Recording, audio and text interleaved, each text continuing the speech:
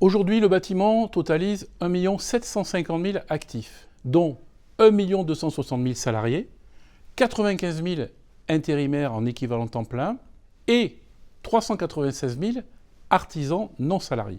Le chiffre d'affaires hors taxe du secteur s'établit à 208 milliards d'euros, avec une part du neuf qui tombe à 43%, comme à la fin de la crise des années 90.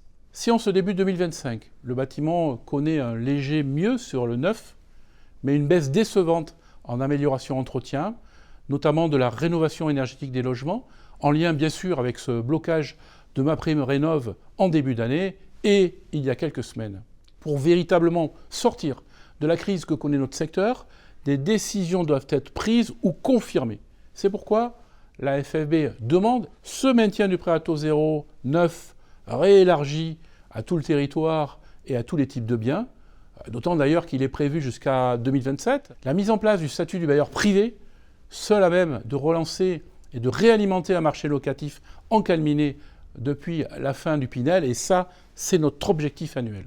Puis, la préservation, bien sûr, du budget à minima de MaPrimeRénov', soit 2,3 milliards d'euros. Ce sont des engagements ouverts en loi de finances 2026, auxquels s'ajouteront des C2E majorés pour accompagner l'accélération des rénovations d'ampleur. Une réforme indispensable et complète de la REP, un véritable scandale. Ce dispositif, aujourd'hui, ne satisfait personne, et bien sûr, pas nos artisans ni nos entreprises. Le renforcement de la lutte contre la fraude, avec la mise en place de l'abaissement à 25 000 euros du chiffre d'affaires de la franchise de TVA pour les micro-entrepreneurs de notre profession. Enfin, nous espérons beaucoup de la stratégie européenne pour le logement dit abordable. La FFB ne baisse pas la garde. Notre objectif, c'est la reprise.